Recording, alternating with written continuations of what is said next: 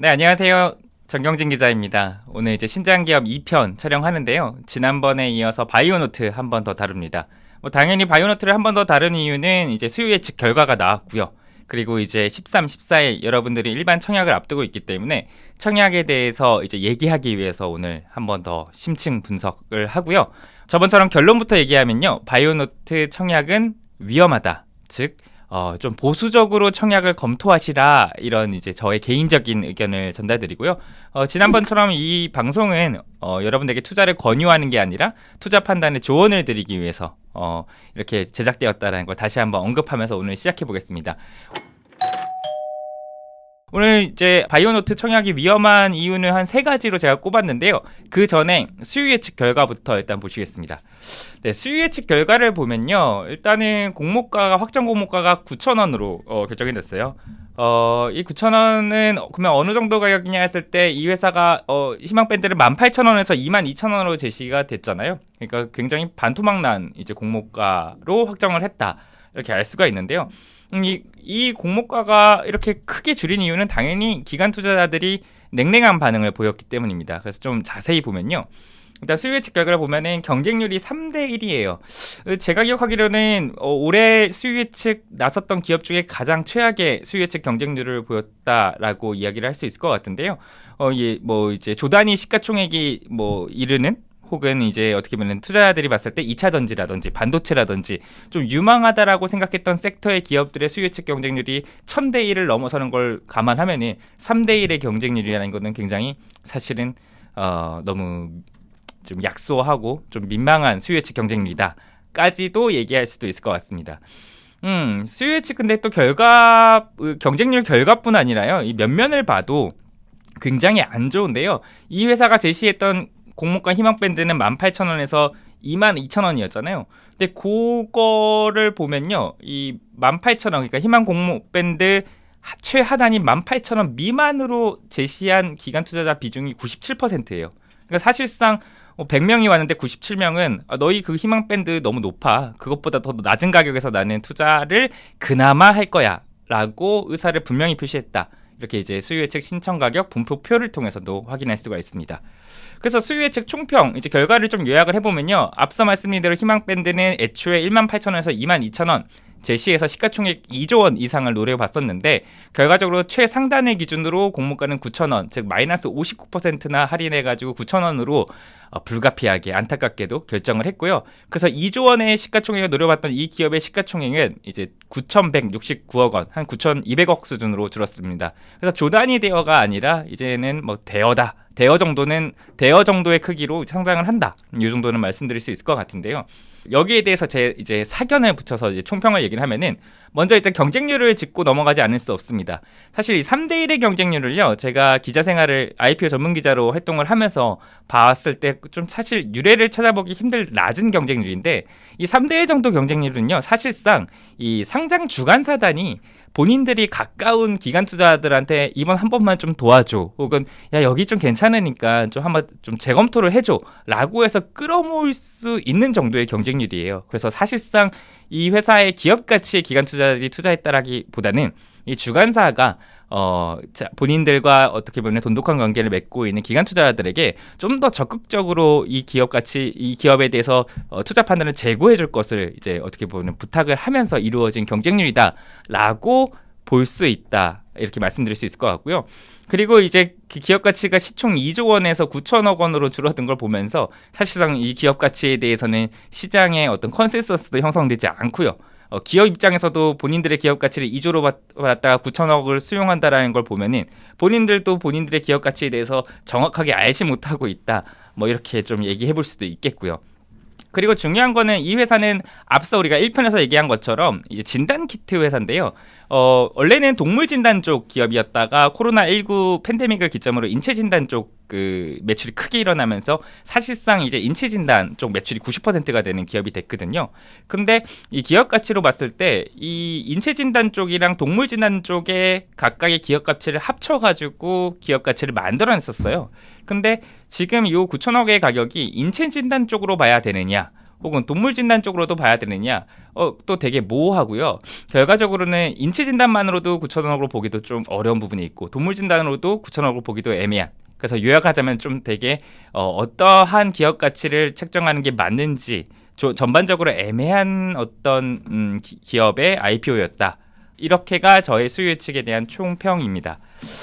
네, 그러면은 이렇게만 말씀을 드리면은 좀 헷갈리시니까 좀 구체적으로 보겠는데요. 이 회사는 사실상 이 바이오 콘텐츠가 인체 진단 쪽이에요. 인체 진단 쪽으로 한 5,700억 정도의 순이익을 내고 동물 진단 쪽으로 이제 한 230억, 220억 정도 순이익을 내는데 여기에 각각 그 인체 진단 쪽 비교 기업들의 평균 PER인 5배를 적용하고 동물 진단 쪽에 비교 기업의 평균 PER인 26배를 적용해서 처음에는 2주 때 몸값을 노려봤으나 어쨌든 지금 급격하게 수요 측에서 부진하면서 시가총액은 최종적으로 약 9,200억 원에 결정이 됐는데 그러면 이 9,200억을 기준으로 했을 때 아까 제가 이게 인체 진단 기업인지 동물 진단 기업인지 어느 쪽으로 봐도 사실 이 지금 현재 결정된 시가총액도 되게 애매하다라고 말씀드렸는데 일단 인체 진단 쪽으로만 봤을 때 즉 바이오 콘텐츠 순이익만 가정을 해서 PER을 봤을 때도 한 1.6배 기업이고요.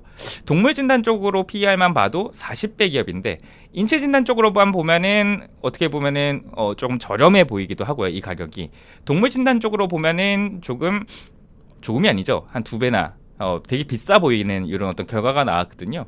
그래서 결과적으로 수요 예측에서 이렇게 어떻게 보면 부진하고 참패를 했던 이유는 이 회사의 기업 가치에 대해서 시장 자체도 기업 자체도 어떠한 결론을 내지 못한 상태에서 IPO를 진행했기 때문에 이런 결과가 일어나지 않았나 저는 좀 이렇게 생각이 듭니다. 자, 오늘의 이제 하이라이트인 바이오노트 공모주 청약 그러면 어떻게 해야 되느냐 이제 궁금하실 텐데요.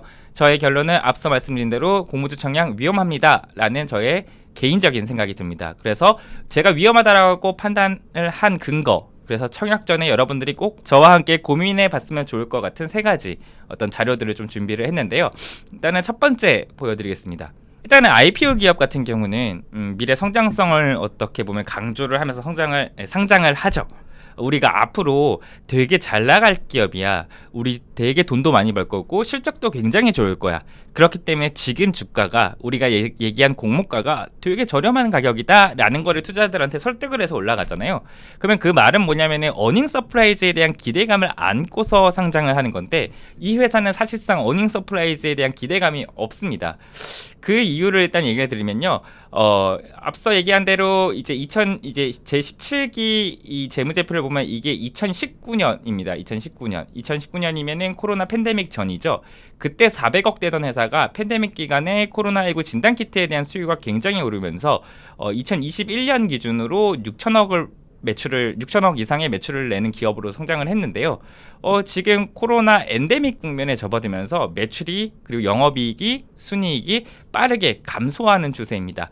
그걸 여기서 보면 아시겠는데요. 2021년 기준으로 3분기까지 누적 매출이 5,300억 정도였는데 지금 올해 3분기 누적으로는 4,500억 정도로 한 900억 정도 떨어져 있는 상태고요.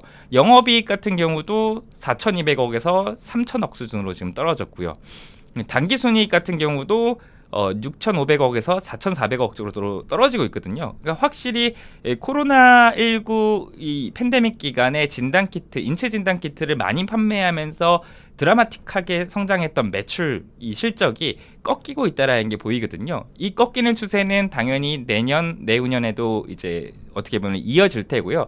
그렇게 된다면은 이런 어떻게 보면 코로나 팬데믹 기간에 이 회사가 만들어냈던 사상 최대 실적이라는 이 기록들이 더 이상 재현될 수 있을까 이런 이제 어떻게 보면 우려를 하게 되잖아요. 그러면 나중에 사실은 이 기업이 또 다른 인체 진단 쪽 혹은 이 회사가 원래부터 영위하던 동물 진단 쪽에서 굉장한 많은 사업적 성과를 내면서 몇 년 뒤에 이런 어떤 비슷한 실적을 만들어낼 가능성이야 없지는 않겠지만 제가 말씀드린 거는 있다가 아니라 없지는 않은 거거든요. 그렇기 때문에 당분간은 어닝 서프라이즈에 대한 기대감이 없기 때문에 지금 내가 산 공모가 그 이상으로 주가가 올라갈 확률은 상대적으로 많이 낮다.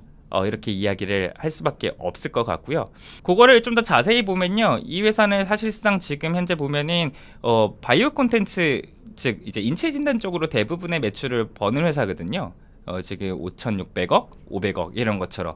그러면은 이 실적이 이제 꺾이기 시작할 거고, 그러면은 이 실적이 치고 올라가줘야 될 텐데, 여러분들이 이렇게 보시면 숫자를 알다시피 10배 정도 지금 사업 부문별로 이 매출 차이가 나거든요. 그래서 바이오 콘텐츠의 어떤 실적 꺾임을 이 동물 쪽에서 과연 얼만큼 받쳐줄 수 있을까? 그 받쳐주는 시기가 언제까지 올 수 있을까? 이 부분을 이제 예단하기가 힘든 거죠.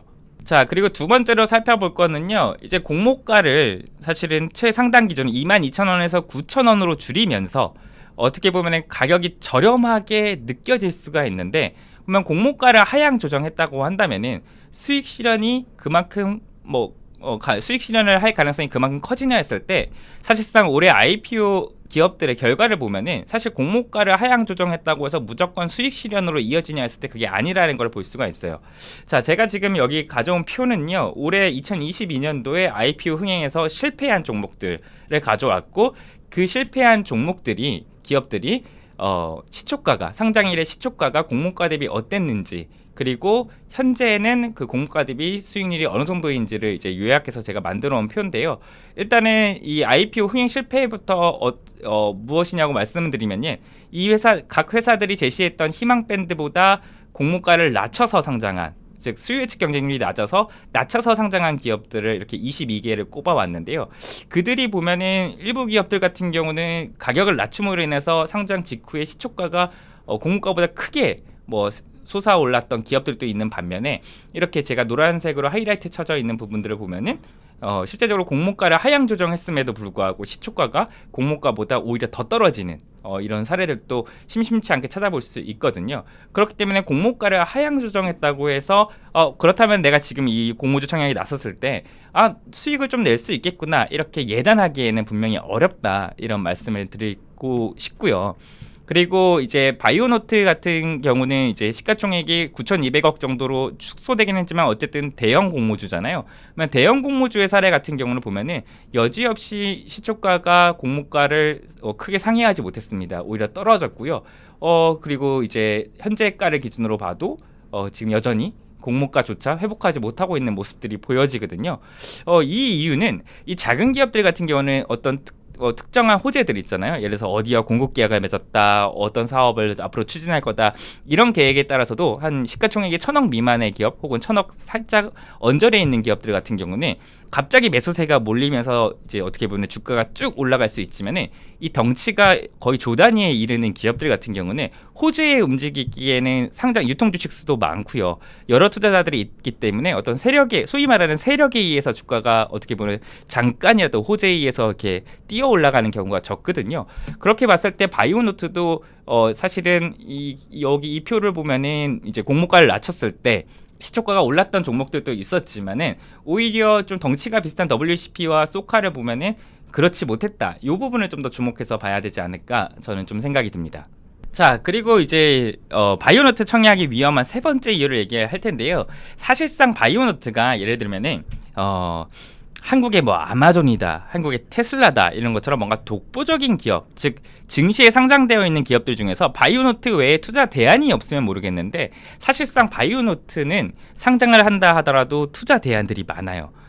그 말은 뭐냐면은 이 애매한 시가총액, 애매한 기업 가치의 기업이 상장을 했는데, 여기에 차라리 투자할 바에는 이미 검증되고 오랫동안 사업을 영위하면서 시장에서도 적정한 어떤 시가총액에 대해서 검증을 받은 기업들에 투자하는 게 더 안정적이고 낫지 않을까, 이렇게 투자자들은 생각할 수가 있거든요. 그래서 바이오노트의 투자 대안으로 보면은 이 바이오노트가 직접 설정했던 비교 기업을 일단은 볼 수가 있는데, 일단 시젠 같은 경우는 이제 시총 1조짜리 이제 인체 진단 쪽에서요 기업이고, 이 회사 같은 경우는 바이오노트에 비해서 훨씬 매출액 같은 경우가 크죠. 1조 3천억 그리고 8천억, 이렇게 보면은 어떻게 보면은 시젠이 좀 더 사업을 잘 영위하고 있다라고 볼 수가 있잖아요. 그래서 사실은 바이오노트를 만약에 인체 진단 기업으로 해서 투자를 해볼까 생각하는 투자자들도 바이오노트에 투자할 바에는 시젠에 투자하는 게 더 낫지 않을까, 이렇게 생각해 볼 수도 있고요.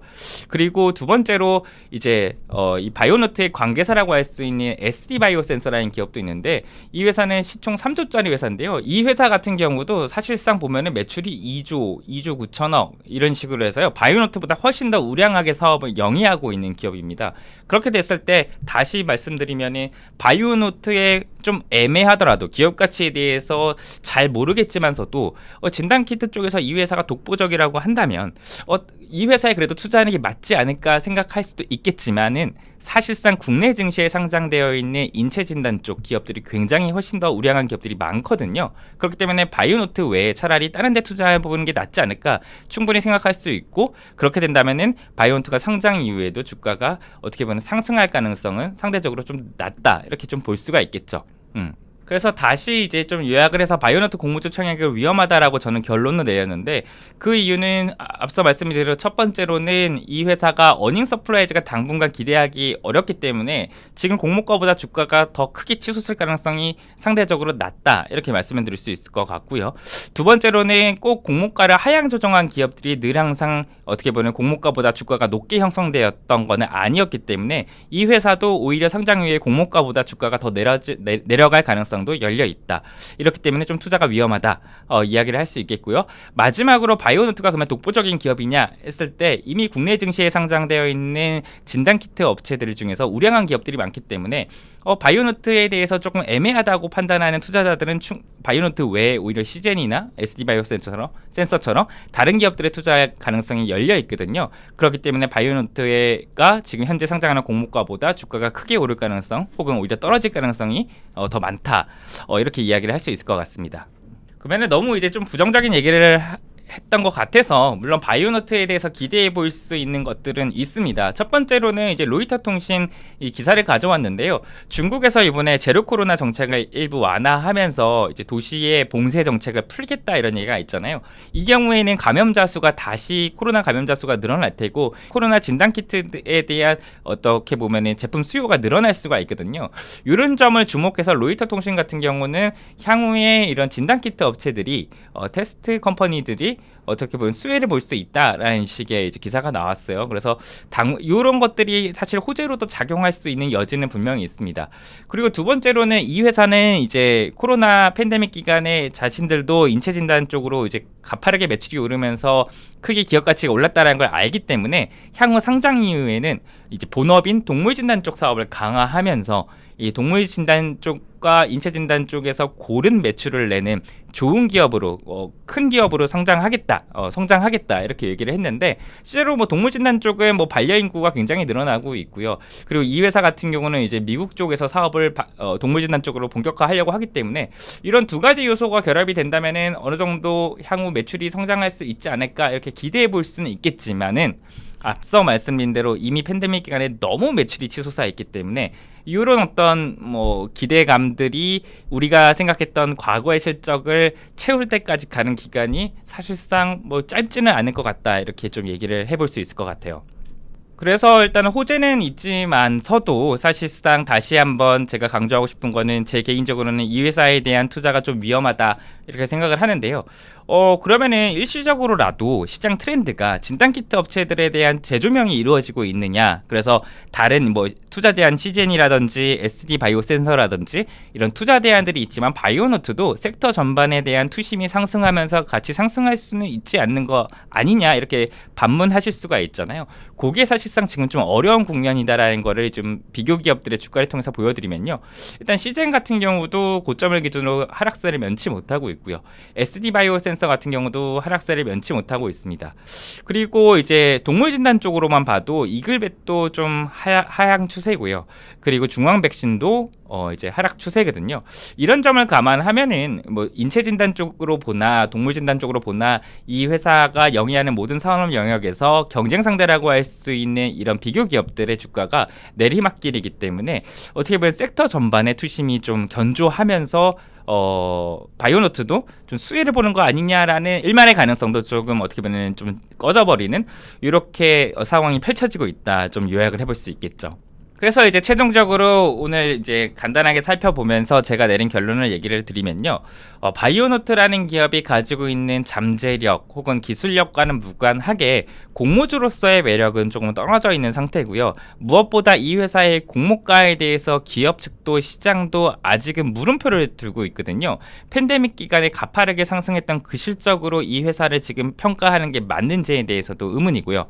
단 이제 변수가 생긴 게 앞서 말씀드린 대로 수요 예측에서 흥행에 실패하면서 공모가를 대거 낮췄다라는 부분이 이제 변수인데, 그러면 이 변수에 의지해서 그러면 투자를 할 것이냐고 했을 때 제 개인적인 생각을 말씀드리면요, 이 투자와 베팅을 좀 나눠서 생각해 볼 필요가 있어요. 투자라는 거는 기업 가치에 대한 분석을 기반으로 제가 이제 투자 판단을 하는 거라고 한다면은, 투자자들이 이 베팅이라는 거는 일만의 가능성들에 좀 더 초점을 맞춰가지고 일단 한번 해보자 이런 식의 하는 거잖아요. 근데 이제 연말 시점에 아직 어떻게 보면 대외 경제 환경도 안 좋은 상황에서 투자보다는 베팅 그리고 하는 거는 좀 위험하지 않을까, 저는 이런 생각이 좀 들어요. 그리고 당분간의 상승장 국면이 2023년 뭐 상반기까지는 상승장 국면이 만들어지지 않을 거라는 게 지금 국내외 투자은행들의 분석들이거든요. 오히려 경기 침체를 우려하고 있고요. 이런 상황에서 투자보다는 베팅의 가능성이 더 커 보이는, 베팅의 영역에 좀 속해 보이는 이 바이오노트에 베팅을 하는 거는 조금 위험하다. 조금보다는 되게 많이 위험하다, 저는 개인적으로 좀 보고 있고요. 그래서 이제 한 가지 더 결론을 제 개인적으로 말씀드리면은, 어쨌든 간에 인체 진단 쪽 사업을 얼마나 동물 진단 쪽 사업의 매출이 끌어올라가면서 맞춰주느냐, 이 부분이 이 회사의 기업 가치를 향후 결정하는 데 있어서 되게 중요한 부분이거든요. 그래서 지금 어떻게 보면 청약에 나서시기보다는 향후 상장 이후에 동물 진단 쪽 사업의 추이가 어떻게 진행이 되는지, 이 사업이 정말 원활하게 잘 진행이 되면서 어떻게 보면 매출이 크게 올라오면서 이 회사가 얘기했던 본인들의 기업 가치, 뭐 조단위 시가총액이 되는 이 기업 가치에 부합하는 회사인지, 그것을 동물 진단 쪽 사업의 추이를 지켜보면서 결정을 하고 그 이후에 한번 투자해도 늦지는 않지 않을까, 이런 제 개인적인 생각을 해봅니다. 오늘 어떻게 보면은 수요 예측 결과를 토대로 이렇게 좀 얘기를 했는데, 얘기의 결론은 똑같이 부정적으로 흘렀습니다. 공모가가 크게 떨어지면서 좀 저렴해 보이는, 상대적으로 보이는 어떤 착시는 보이지만은 여전히 이 회사의 기업 가치에 대해서 우리는 좀 평가하기는 아직 이르다. 저는 좀 이렇게 보고 있고요. 그래서 이제 추가적으로 상장 이후에도요, 어떤 좀 또 다른 변수가 생기면요, 제가 이번에 이제 바이오노트 분석을 2번 해드렸으니까요, 3번째 분석 영상으로 상장 이후에 이 주가에 대해서도 한번 다시 좀 짚어드리는 시간도 갖도록 하겠습니다. 오늘 또 이렇게 짧지 않은 시간 동안 영상을 시청해 주셔서 너무 감사하고요.